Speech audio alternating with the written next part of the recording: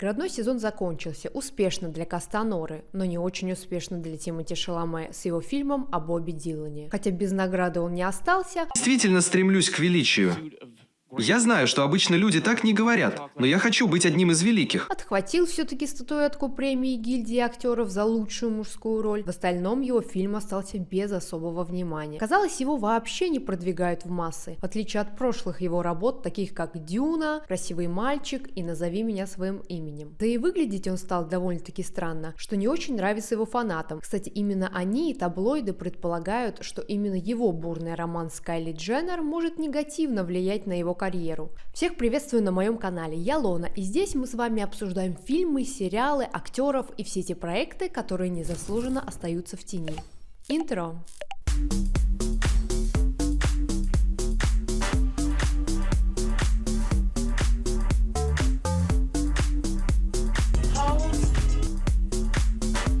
Для кого не секрет, что семья Кардашьян-Дженнер во главе с Крис Дженнер готовы на все, чтобы не потерять свою популярность и влияние. Крис Дженнер часто обвиняли во лжи, манипуляциях и даже в так называемой продаже своих дочерей. Подозревают, что роман Тимоти Шаломе с Кайли Дженнер – стратегический план Крис Дженнер, которая умело продюсирует своих детей. Если бизнес уже не такой сенсационный, как раньше, и о их продукции не говорят на каждом шагу, то в дело вступают мужчины, точнее романы с мужчинами. Конечно, старая схема, но проверенная, со стопроцентным результатом. Никто даже не предполагал, что партнером Кайли Дженнер мог стать Тимоти Шаломе. Эти два разных мира, казалось, не могли никак соприкоснуться. Она развивает свою бьюти-индустрию, звезда социальных сетей, которая строила отношения обычно с мускулинными темнокожими рэперами, вдруг сойдется с подающим большие надежды, подрастающей заменой Леонардо Ди Каприо, по утверждениям многих, звездой инди-фильмов,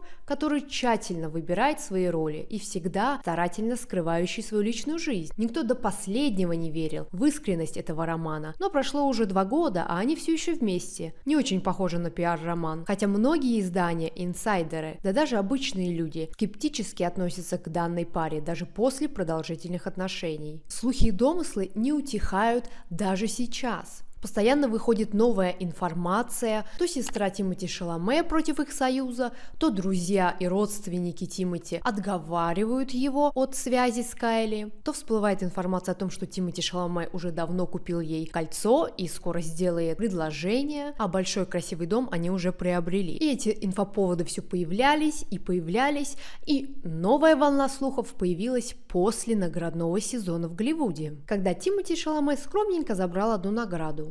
Оскар и Золотой глобус в этом году ему заполучить не удалось. Многие скажут, что он еще очень молодой и у него все еще впереди, но поклонников такое утверждение не устраивает. Они в большей степени верят в так называемое проклятие Кардашьян, которое преследует многих мужчин, состоявших в романтических отношениях со знаменитой семьей. Хотя некоторые могут отмахнуться от этого как от теории заговора. Трудно игнорировать закономерность, согласно которой громкие отношения заканчивались катастрофой. Возьмем, к примеру, Канье Уэста. Когда он впервые начал встречаться с Ким Кардашьян, он уже был мировой суперзвездой. Однако, по мере того, как их отношения становились достоянием общественности, его личная жизнь становилась все более хаотичной. Их развод, который в итоге стал достоянием общественности, сильно повлиял на имидж Канье из-за его непредсказуемого поведения и вспышек гнева в социальных сетях. А еще есть Трэвис Скотт, бывший муж Кайли Дженнер и отец ее 2 детей. Несмотря на то, что он по-прежнему успешен в музыкальной индустрии,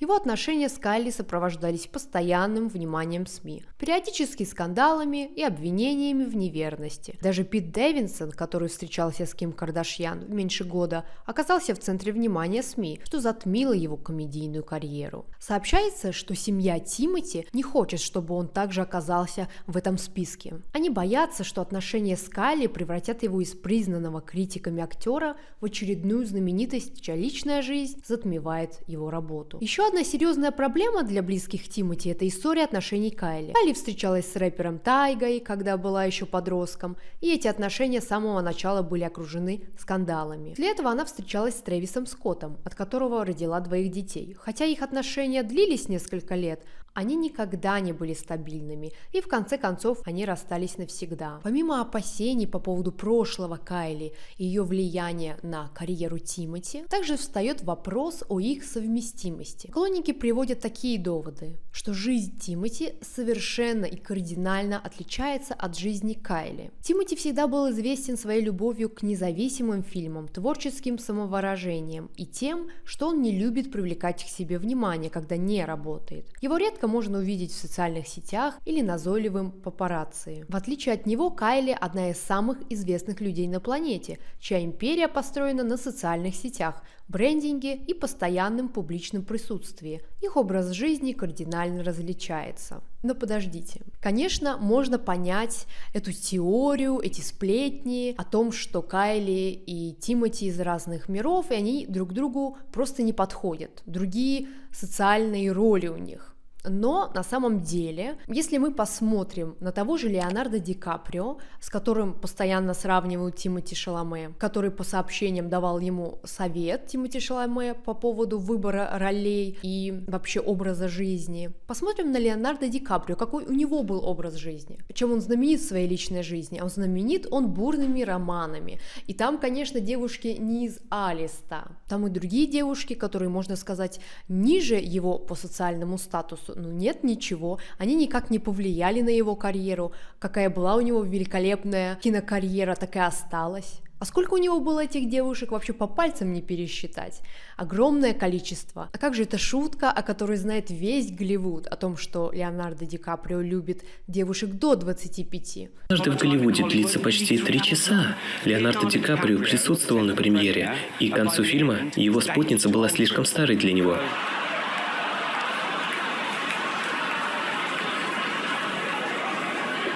Даже принц Эндрю сказал бы: «Лео, дружище, тебе уже почти полтинник, сынок». Его же не раз подкалывали и на таких важных мероприятиях, как «Золотой глобус» и другие. Что-то никак это не повлияло на его карьеру и не опустило его вниз. Он получил свой Оскар, да, конечно, очень долго не получал, но в итоге получил свой Оскар и, конечно, заслуженно. Вот Тимоти Шаломе смотрит, например, Леонардо Ди Каприо, и все у него в порядке. Есть одно отличие, и оно, кстати, очень важное, что Леонардо Ди Каприо, несмотря на многочисленные бурные романы, не любил и особо не выставлял этих девушек на показ. То есть особо он их не брал с собой на важные премьеры, на тот же Оскар. Нет, Леонардо Ди Каприо максимум брал маму с собой. А Тимоти Шаломе берет Кайли Дженнер с собой на важные киношные мероприятия. Разве это не показатель, что это серьезно? А второй пример очень показательный – это Эдриан Броуди и Джорджина Чапман. Они как раз тоже были на Оскаре, и, конечно же, звездой вечера также стал Эдриан Броуди. К слову, Эдриан Броуди забрал из-под носа Тимоти Шаломе награду за главную мужскую роль. И его партнерша не помешала его успеху, а вообще у нее очень темное прошлое, и сейчас мы об этом поговорим.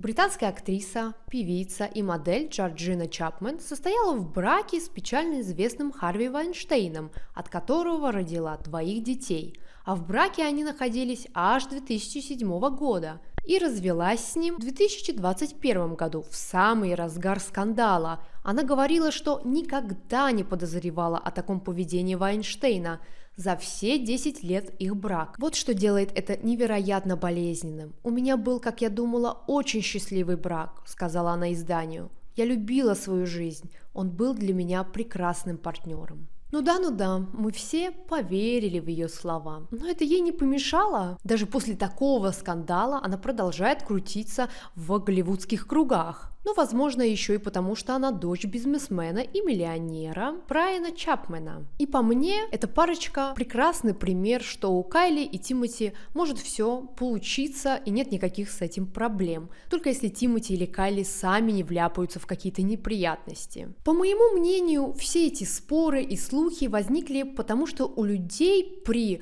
виде этой пары возникает диссонанс. Как будто бы они не подходят друг к другу, разные типажи. Вот, например, когда он встречался с Лили Роуз Депп, то ни у кого не возникало вопросов и никто не был шокирован. Ну, по комплекции похожи как-то по возрасту, что ли. Поэтому, мне кажется, и возникают все эти дискуссии, разговоры вокруг этой пары. Просто многим не нравится, как они выглядят вместе, как они ведут себя вместе и комментируют. Там любой их выход. Показывают, например, что Кайли тянется к нему поцеловать, а он как-то неловко себя чувствует и так далее. Да откуда вы знаете, неловко он себя чувствует или нет? Сразу возникли из ниоткуда профессионалы по языку тела, жестам, мимике и начинают гадать и додумывать, кому было удобно, приятно, а кому не очень. То начинают обсуждать, что до отношений с Кайли у него был стиль и имидж совсем один, и очень многим фанатам, поклонникам нравился его стиль, а сейчас в эпоху отношений с Кайли и усы его, и стиль в одежде, и вообще никому ничего это не нравится. Ну, можно долго это обсуждать, человек взрослеет, у человека может быть роль такая, что ему нужно отрастить усы, может быть, ему в контракте что-то прописано сейчас, и он должен так выглядеть, а не иначе.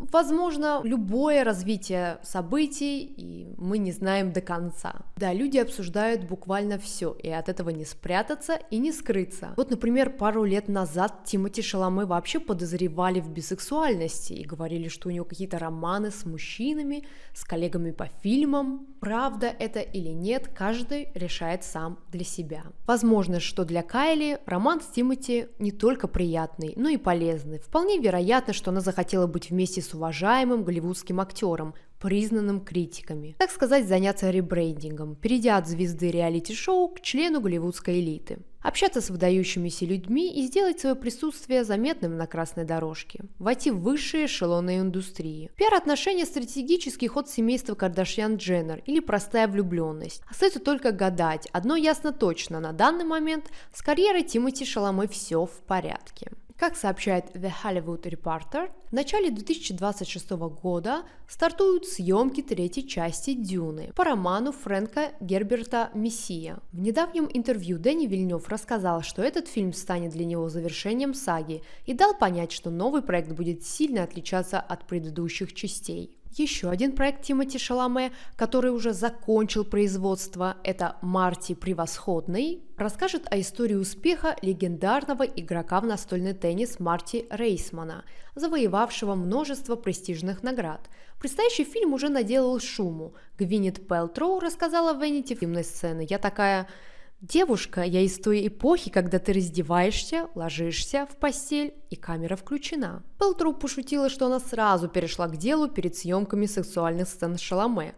Я подумала, ладно, отлично, мне 109 лет, тебе 14. В общем, Гвинет Пэлтроу в своем стиле. Говорит в лоб и не стесняется. Но, кстати, за это интервью ей уже прилетело. Видимо, координатор интимных сцен обиделся, или их сообщество обиделось. Я на самом деле очень посмеялась с ее язвительных комментариев. Ее можно понять. А вот что она говорит о Тимоти Шаломе. Спасибо большое, что посмотрели это видео до конца. Не забывайте, пожалуйста, подписываться на мой канал. Вы мне очень поможете. Как вы считаете, правдивы эти слухи? Как вы относитесь к их паре? И смотрели ли вы новый фильм о Бобби Дилане? А мы с вами увидимся в следующем видео с новыми историями. Всем пока!